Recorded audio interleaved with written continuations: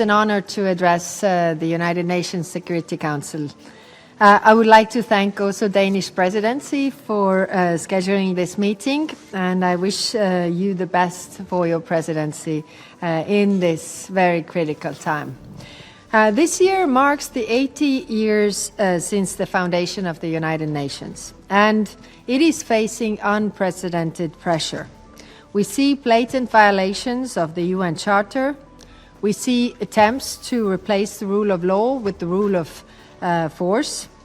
The rules-based international order enshrined in the UN Charter is a set of universal principles that create conditions for peace, prosperity, human rights, dignity, and development for all.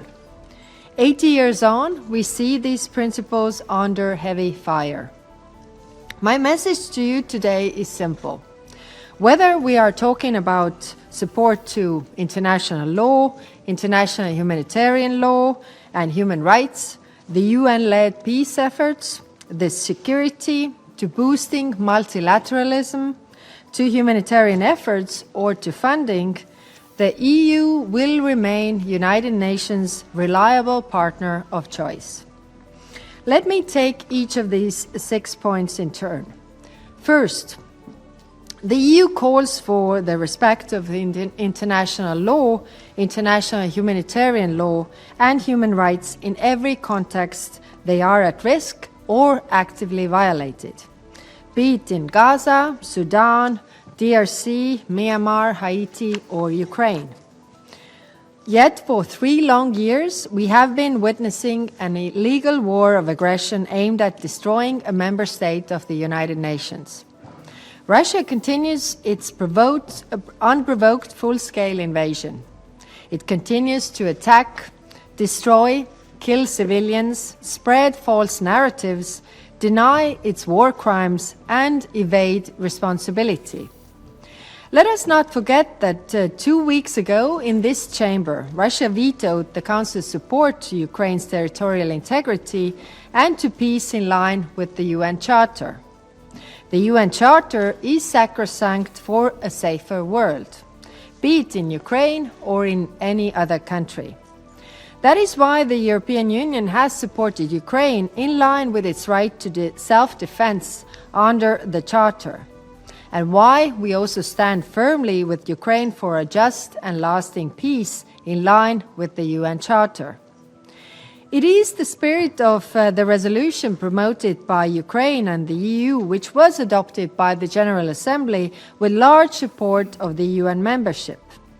Europe has learned from its own history that giving in to aggressors' demands leads to more violence. Let's be clear. The war can end instantly if Russia, the only one responsible, withdraws its troops and stops bombing Ukraine. Russia can stop this war at any time, but it has chosen not to, despite all the efforts so far, because it has not achieved its war aims. This has not changed. Ukrainians do not want to be part of Russia. They have fought against this for 3 years. They deserve to choose their own future, and we should all stand by them. This war is neither a European war or a conflict between neighbors, nor a proxy war. Ukraine is a sovereign state of 40 million people that has fought for 3 years to survive and keep its independence. The consequences extend far beyond Ukraine, disrupting global food and energy markets. Also, because Russia has brought others, North Korea, Iran, to support this colonial battle too. North Korea's arms transfers to Russia, the presence of troops on the ground, as well as its nuclear weapons program, are serious violations of international law and resolutions of this Security Council. Iran's military support to Russia, including the delivery of ballistic missiles, is a major threat to international security. Therefore, we must all focus our efforts on achieving swiftly a just and lasting peace in Ukraine. Secondly, the EU support to UN-led and international peace efforts. While these efforts are going on in all corners of the world, my first thought is of Gaza. The ceasefire in Gaza is holding but remains fragile. Thanks to the EU's border mission of Rafah, by 8th of March, over 3,500 people had crossed into Egypt, including over 2,000 people requiring medical treatment. Work is still ongoing. Too many civilians have been killed on both sides. It is critical that both sides uphold their commitments to international and humanitarian law and Phase 2 talks succeed. It is imperative that the delivery of humanitarian aid is not politicized or conditional. Any and all blockades to delivery of aid at scale must be lifted. The EU has been a #1 provider of humanitarian aid to the Palestinian people, both in Gaza and also in the West Bank. We intend to stay this course. The total humanitarian support of the EU and the member states in the 2 last years is almost 1.5 billion euros. Last year alone, we granted additional 120 million euros to this effort.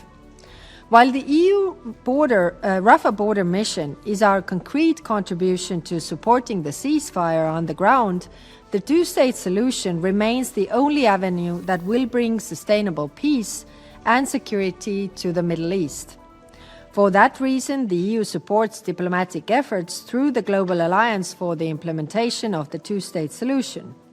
We stand ready to work with Israel, the Palestinian Authority, and regional and international actors. Let me also say that the European Union firmly rejects any attempt at demographic or territorial changes in Gaza, in other parts of the world, anywhere, consistent with the UN Charter and international law. At the same time, the security of Israel is paramount to a lasting political solution. In this context, we welcome the Arab Recovery and Reconstruction Plan recently presented at the Cairo Summit and adopted also by the Organization of Islamic Cooperation. It is a serious plan for discussions on the future of Gaza, and we will be discussing these ideas together with our Arab partners. We support a future state of Palestine with Gaza as an integral part of it, and we will work with the international community in rebuilding Gaza. Our full support for the role of the UN and UN Special Envoy is also the case in Syria. The fall of Assad regime marked a historic moment and a chance for all Syrians to rebuild the country. But it is essential for all stakeholders to engage in Syrian-led and Syrian-owned dialogue.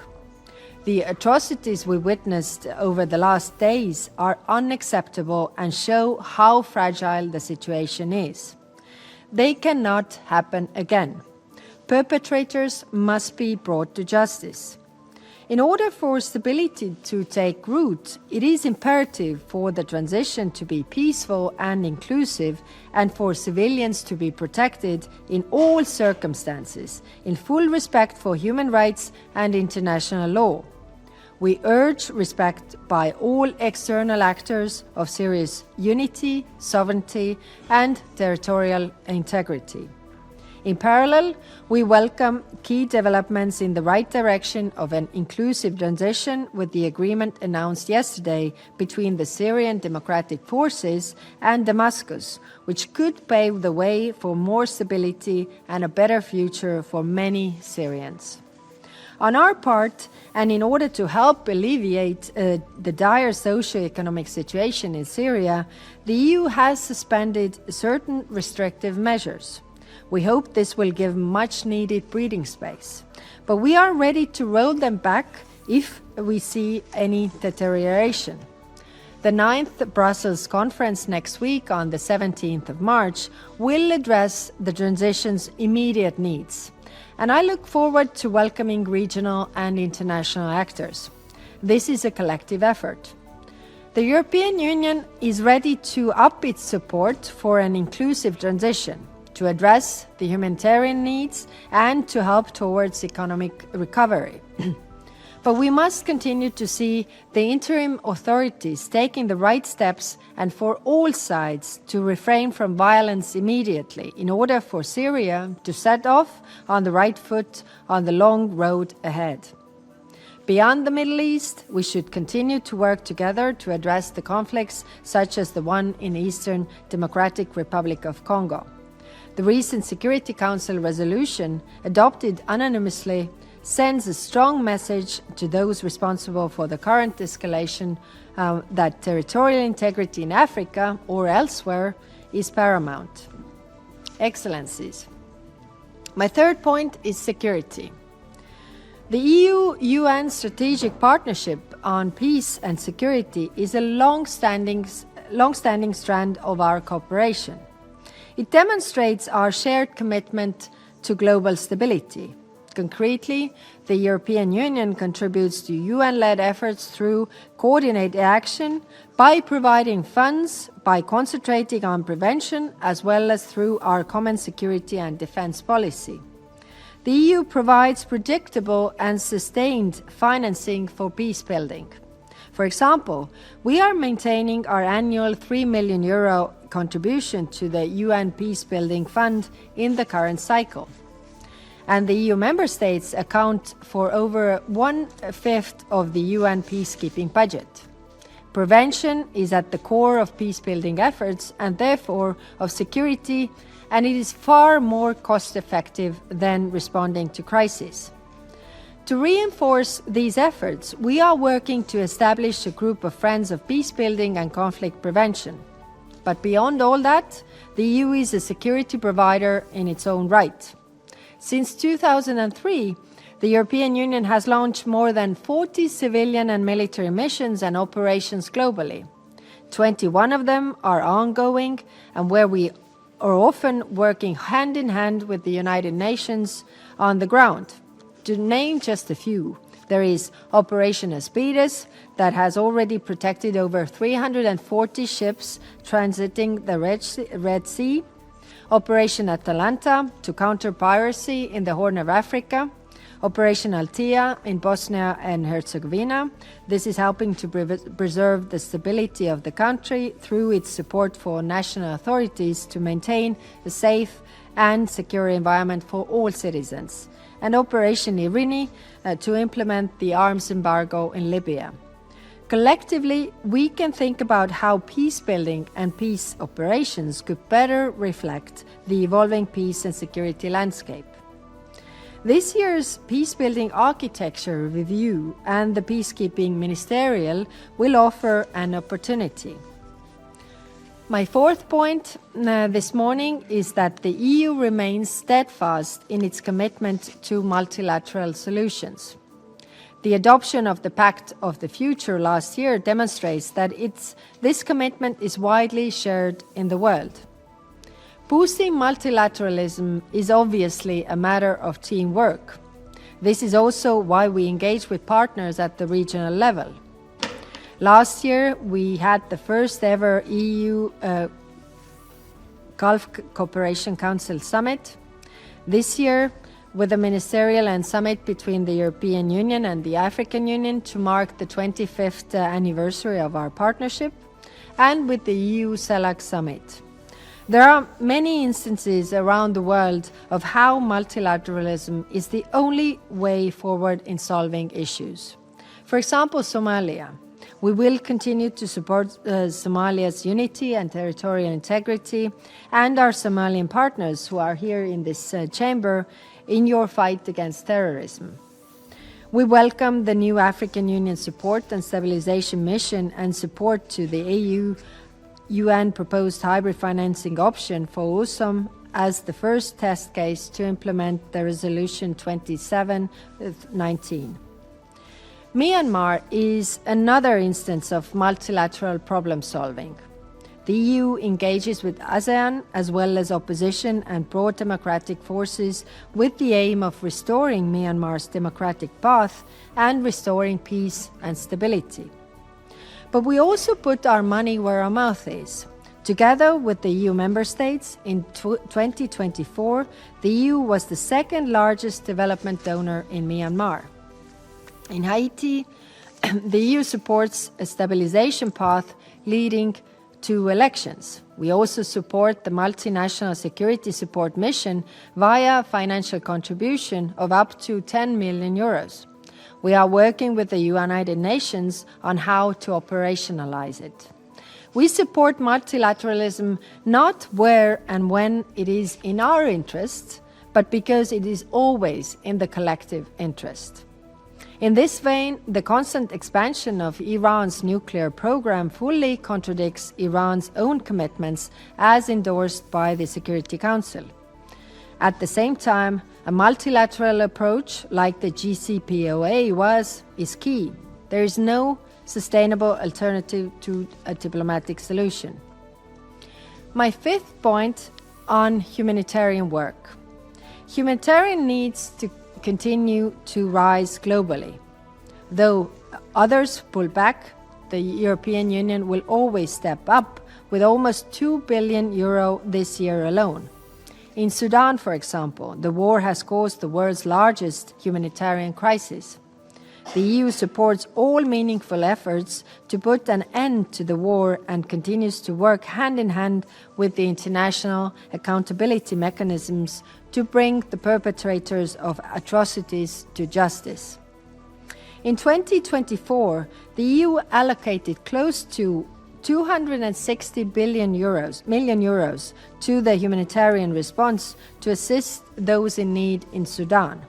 The European Union has also promoted a non-aggression pact with the warring parties for critical infrastructure, such as dams and electricity grids.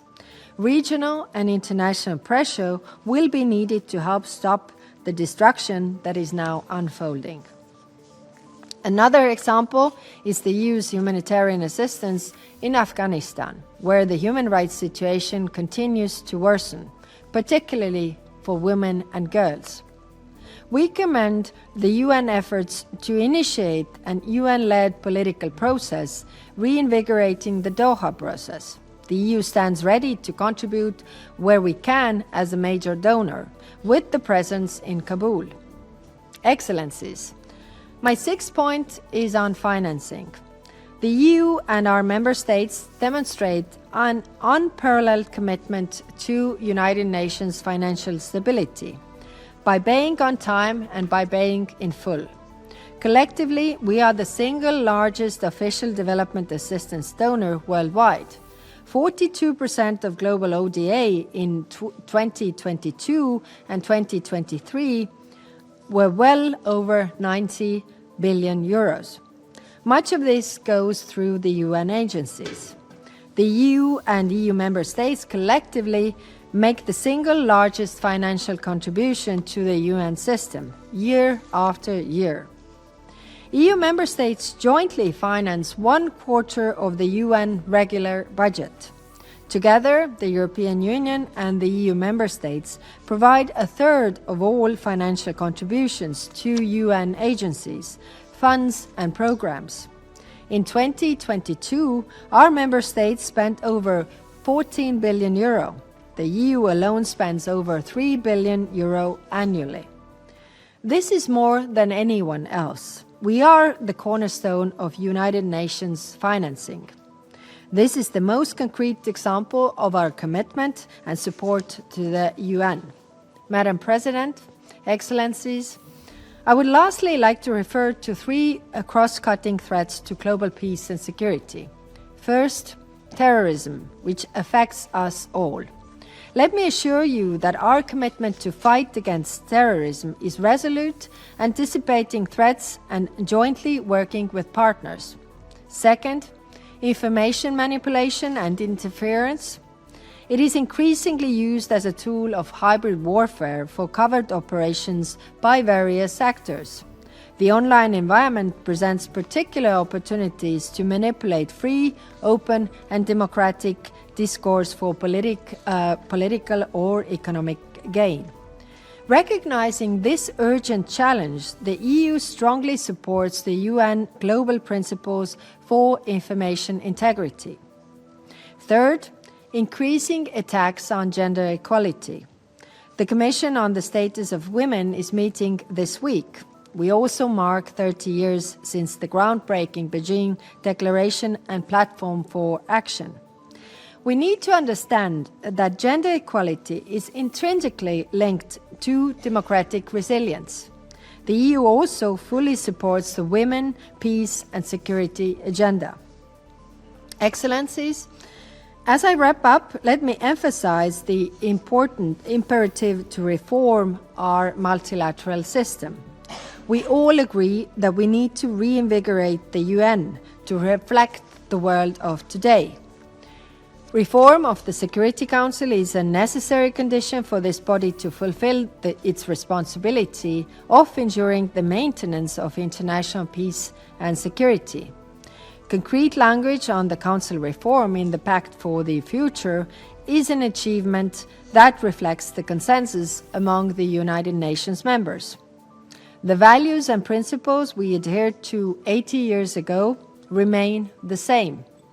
The purpose of the United Nations remains the same.